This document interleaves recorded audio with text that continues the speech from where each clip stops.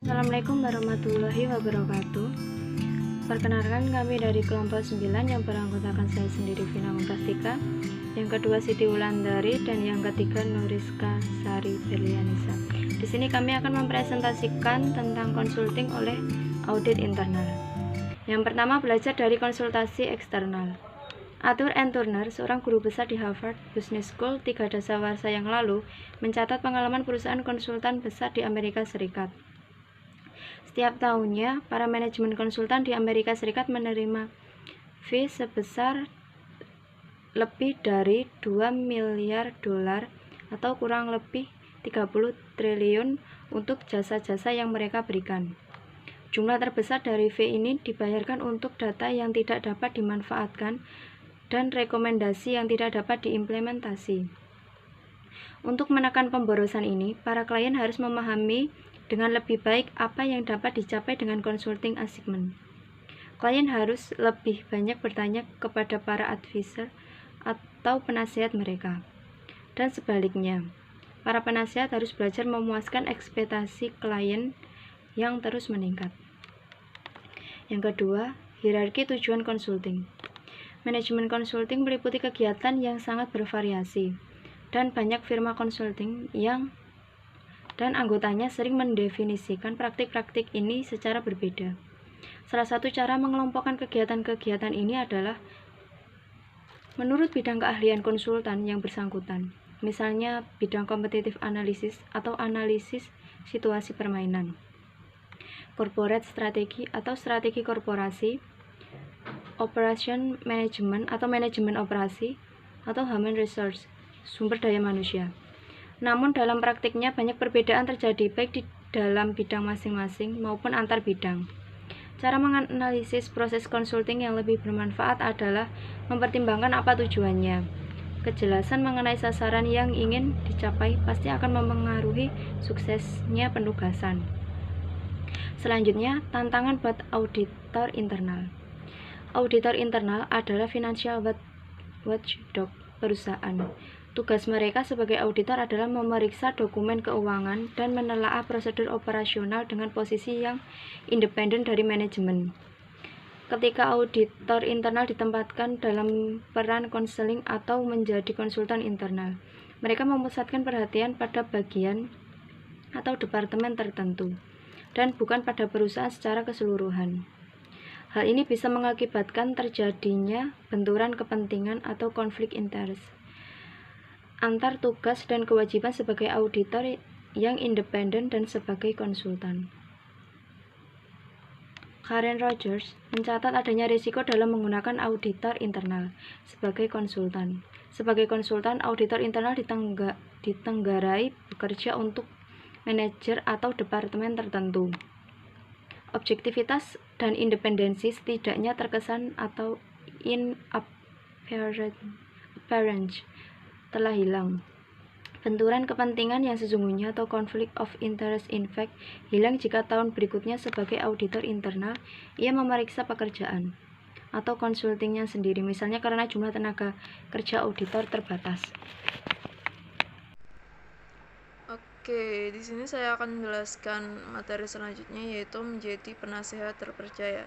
Nah, Cambridge merangkum atribut of outstanding trusted advisor berdasarkan survei global atas 300 CAE atau Chief Audit Executive dan wawancara tatap muka secara pribadi atau one-on-one interviews. Nah, ia mengelompokkan atribut ini ke dalam atribut personal, relasional, dan profesional. Nah, atribut-atribut ini dibagi lagi lebih rinci, yaitu dalam atribut personal ada ethical resilience, kemudian result focus, selanjutnya yaitu intellectual curious, dan juga open-mindedness.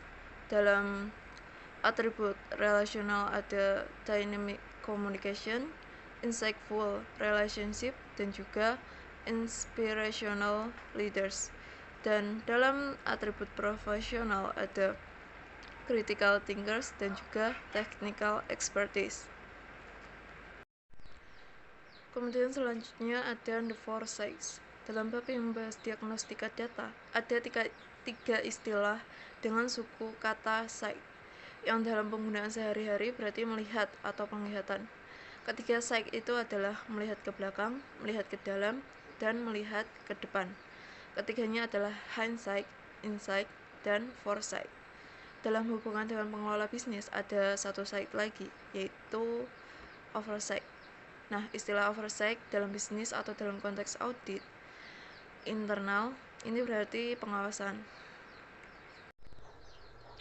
Kemudian selanjutnya yaitu memberikan insight melalui consulting. Nah, CAE atau Chief Audit Executive sebaiknya mempertimbangkan untuk menerima konsultasi berdasarkan potensi penugasan itu, memperbaiki pengelolaan nilai, dan memperbaiki operasi organisasi. Penugasan-penugasan itu yang dimasukkan dalam rencana kerja audit. Nah, selanjutnya yaitu ada jenis jasa consulting. Nah, jenis jasa consulting ini ada 4. Yang pertama ada advisory consulting engagement, yaitu penugasan konsulting yang sifatnya memberikan nasihat ataupun advice. Ketika organisasi mengalami perubahan, misalnya pengurangan tenaga kerja secara besar-besaran atau merancang ulang proses bisnisnya, fungsi audit internal ini dapat diandalkan untuk memberikan insight atau wawasannya. Kemudian yang kedua ada educational consulting engagement. Nah, jenis penugasan ini yang banyak dikenal di Indonesia karena banyak CAE merangkap sebagai tenaga pengajar di perguruan tinggi. Nah, melalui jasa asuransi, para auditor internal memahami dengan baik peraturan perundang-undangan dalam industri tertentu, bagaimana menilai resiko, bagaimana memitigasi resiko, merancang pengendalian, menyajikan apa yang dianggap praktik terbaik atau best practice untuk hal-hal tertentu dalam suatu industri, dan seterusnya. Dengan keahliannya dalam bidang-bidang ini, auditor internal menjadi pilihan sebagai pembicara dalam pelatihan yang diadakan oleh perusahaannya. Kemudian jenis jasa consulting selanjutnya akan disampaikan oleh Mbak Berlian. Facilitative consulting. Kadang-kadang manajemen meminta auditor internal mengambil suatu langkah maju dalam memberikan pendidikan. Dalam hal ini, auditor internal memfasilitasi, artinya ia ikut terlibat dan bukan sekedar berdiri di depan kelas memberikan ceramah. Contohnya di mana auditor internal ikut terlibat dan menjadi fasilitator dalam suatu proses. Ia CSA Control Self Assessment, bisnis, fungsi, atau proses mereka sendiri untuk menilai proses pengelolaan resiko IRM dan proses pengendalian. Blended Agreement adalah satu penugasan atau penugasan campuran yang menggabungkan antara penugasan asuran dan penugasan konsulting. Suatu penugasan yang mempunyai unsur asuran dan konsulting merupakan blended agreement atau penugasan campuran, seperti dalam hal penugasan asuran dan konsulting. Auditor internal harus berhati-hati terdapat terganggunya objektivitas dan independen auditor. Root cause analysis, analisis yang dilakukan untuk menentukan akar permasalahan disebut sebagai root cause analysis atau analisis akar masalah. Ada bermacam-macam teknik RCA, beberapa tools di antaranya.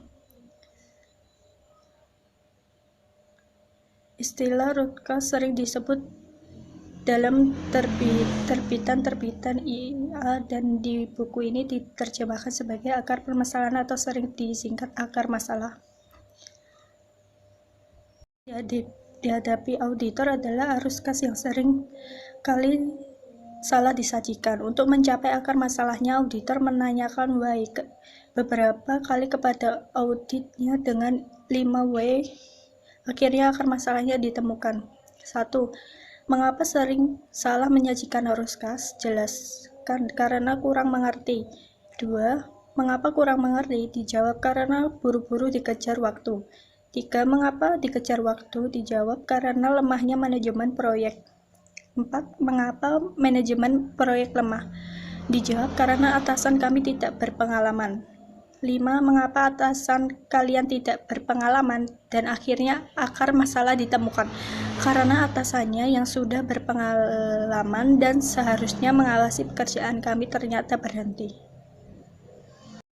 Sekian dari presentasi kelompok kami. Jika ada salah kata tolong dimaafkan. Terima kasih. Wassalamualaikum warahmatullahi wabarakatuh.